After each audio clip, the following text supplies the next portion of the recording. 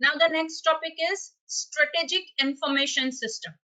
Another topic is strategic information system. और ये जो word है strategic, ये हमने already executive support system में वो discuss किया था, right? So एक और information system हम discuss करते हैं, that is strategic information system. अब ये जो information system है वो कहाँ पे अपना role play करती है, right? Strategic objectives को achieve करने के लिए या फिर more precise strategic objectives को support करने के लिए, that is planning, right? Critical planning of our organization, उसके जो objectives है उसे support करने के लिए जो information system का हम use करेंगे, that is strategic information system, and it will play its major role in this objective. ये objective को achieve करने में वो role play करेगा, right? अब अगर हम यहाँ पे strategic role की बात कर रहे हैं, right? तो वो क्या provide करेगा? For example, a firm with competitive products and services that gives strategic advantage over its competitors in marketplace. हम पहले से ही डिस्कस कर रहे हैं स्टूडेंट्स के कॉम्पिटिटिव प्रोडक्ट बनानी चाहिए ताकि वो मार्केट में सरवाइव कर सके, राइट? कंपटीशन में सरवाइव कर सके. So that is the strategic planning. वो हमें प्लानिंग करनी पड़ेगी कि हम ये कैसे अचीव करेंगे ये advantage over the competitive market. Obviously competitors है हमारे मार्केट के अंदर, ऐसा नहीं है पहले के जमाने के रिलेटेड के मोनोपोली है, बिकॉज पहले ऐसा नहीं था. आज तो हम एक प्रोडक्ट स्टार्ट करते हैं ना, कल सिमिलर वैसी प्रोडक्ट मार्केट में आ जाएगी, राइट? मतलब बहुत सारी कंपटीशन है और वो कॉम्पिटिटिव मार्केट के अंदर सरवाइव करने के लिए हमारी प्रोडक्ट्स एंड सर्विसेज कॉम्पिटिटिव होनी चाहिए कि वो कॉम्पिटिटिव मार्केट में सरवाइव कर सके, कंपटीशन में विन कर सके, राइट? और ये स्ट्रेटेजिक इंफॉर्मेशन सिस्टम, राइट, ये यहाँ पे हमें हेल्पफुल रहेगा बिकॉज हम उस हिसाब से प्लानिंग करेंगे, राइट? सो बहुत सारे ऐसे कंसेप्चुअल फ्रेमवर्क्स है, राइट, कि जो प्रपोज किए गए हैं ताकि हम ये जो कॉम्पिटिटिव स्ट्रेटेजीज है उसे प्लान करने के लिए, उसे समझने के लिए यूज कर सकते हैं. और वो डेवलप किसने किए हैं? माइकल पोर्टर, चार्ल्स वाइसमैन और बहुत सारे ऐसे दूसरे पर्सन हैं कि जिन्होंने ऐसे फ्रेमवर्क्स हमें बताए हैं, राइट? सो एक अगर हम फ्रेमवर्क की बात करें या फिर हम जनरलाइज वे में बात करें, तो अगर कोई भी फर्म को सरवाइव करना है, राइट, और लॉन्ग टर्म उसे चलते रहना है, कोई भी ऑर्गेनाइजेशन को ये कॉम्पिटिटिव मार्केट के अंदर सरवाइव करना है और लॉन्ग टर्म उसे सक्सेसफुल रहना है, तो उसे उसकी खुद की स्ट्रेटेजीज ऐसी बनानी पड़ेगी कि जो 5 कॉम्पिटिटिव फोर्सेस है, राइट, उसे वो हैंडल कर सके. अगेन आई रिपीट, कोई भी फर्म को अगर सरवाइव करना है तो उसे 5 कॉम्पिटिटिव फोर्सेस है, राइट, उसे हैंडल करने के लिए स्ट्रेटेजीज बनानी पड़ेगी. मतलब उसकी स्ट्रेटेजीज ऐसी होनी चाहिए.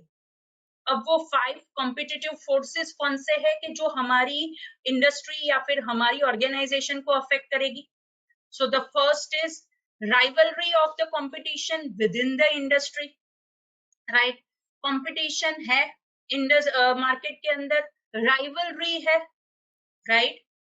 अपोजिट पार्टीज है, अपोजिट ऑर्गेनाइजेशंस है कि जो हमेशा हमारे मतलब हम जो टास्क अचीव करते हैं उसमें we can say it creates the hurdle, right?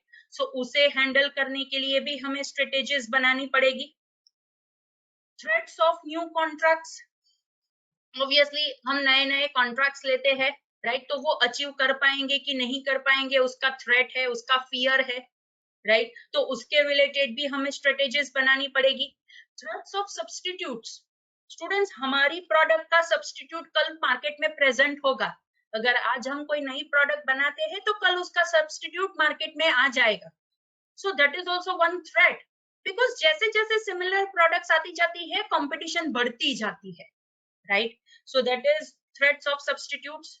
And 2 main bargaining powers, suppliers and customers, right? Supplier bargain करता है कि कैसे सप्लायर को ज्यादा से ज्यादा प्राइस मिले, ऑफ इट्स रॉ मटेरियल, और कस्टमर ऐसे बार्गेन करता है कि कैसे कम से कम लोअर प्राइस पे उसे वो प्रोडक्ट मिले।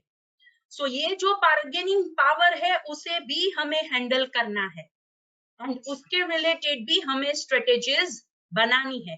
और ये सारी स्ट्रेटेजीज को बनाने में, उसे सपोर्ट करने में जो इंफॉर्मेशन सिस्टम हमें यूजफुल रहेगी, that information system is known as strategic information system, right. So obviously अगर हम ये सिस्टम डिजाइन करते हैं तो उसका ऑब्जेक्टिव क्या होगा कि ऐसे सिस्टम हम बनाएंगे, राइट, कि जो एक्सटर्नल इंटरवेंशन कम होगा, लेकिन उसके साथ साथ उसका परफॉर्मेंस अच्छा होगा।